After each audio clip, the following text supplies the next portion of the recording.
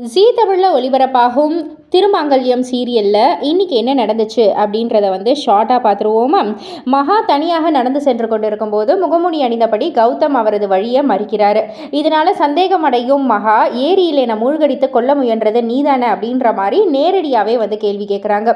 அதற்கு கொஞ்சம் கூட அஞ்சாமல், உன்னால் என்னை எதுவுமே செய்ய முடியாது, முடிஞ்சா செய்யறதை செஞ்சு பாரு அப்படின்ற மாதிரி சவால் விடுறாங்க. மகாவின் இந்த பேச்சால் ஆவேசம் கௌதம் காரை கொண்டு அவங்கள மோதி கொல்ல முயற்சி செய்கிறாரு.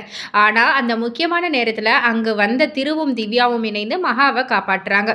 இதையடுத்து கௌதமை பிடிக்க திரு அவங்கள துரத்தி செல்றாரு. ஒரு கட்டத்தில் அவங்கள நெருங்கி பிடித்த திரு முகமுடியை அகற்றி உண்மையை வெளிக்கொணர முயற்சிக்கிறாங்க. ஆனால் கடைசி நொடியில் கௌதம் அவங்களுடைய பிடியிலிருந்து அங்கிருந்து தப்பிட்டு ஓடிடுறாங்க.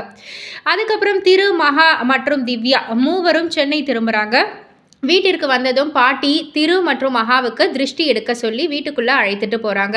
அதற்கப்புறமா காஞ்சனா வீட்டிற்கு கிளம்பலாம் அப்படின்ற மாதிரி சொல்கிறாங்க. இது வரைக்கும் காஞ்சனாவிடம் இருந்த திவ்யா விலகி இருந்த திவ்யா கொஞ்சம் பேச தொடங்குறாங்க. கோபத்தில் இருந்த திவ்யா கொடைக்கானலில் மகா கூறிய விஷயங்களை நினச்சி பார்த்து இன்னைக்கு வர முடியாது அப்படின்ற மாதிரியும், நாளைக்கு நான் வரேன் அப்படின்ற மாதிரியும் தெரிவிக்கிறாங்க. இதை கேட்டு காஞ்சனா அதற்கான காரணத்தை கேட்குறாங்க. உடனே நம்ம திவ்யா சொல்கிறாங்க, ஆஃபீஸில் ஒரு சில ஃபைல்ஸ் எல்லாம் நான் செக் பண்ண வேண்டியது இருக்குது, நான் அதெல்லாம் முடிச்சுட்டு நாளைக்கு வரேன் அப்படின்ற மாதிரி சொல்கிறாங்க. இதை கேட்டு திவ்யா பயங்கரமாக ஷாக் ஆகிடுறாங்க. ஸோ இந்த ஒரு ஃபைல் செக்கிங்கால் திவ்யா ஏதாவது மாட்டிப்பாங்களா, கௌதமுடைய உண்மையான முகம் தெரியுமா போன்ற பல கேள்விகள் ரசிகர்கள் மத்தியில் இருக்குது. இது எல்லாத்திற்குமே விடை தெரியணும்னா திருமாங்கல்யம் சீரியலை ஜீ தமிழில் இரவு 7:30 மணிக்கு காண தவறாதீர்கள். அண்ட் இது போல் சீரியல் அப்டேட்டை தெரிஞ்சுக்கிறதுக்கு மறக்காமல் நம்ம சேனலை லைக் பண்ணுங்கள், ஷேர் பண்ணுங்கள், சப்ஸ்கிரைப் பண்ணிவிடுங்க.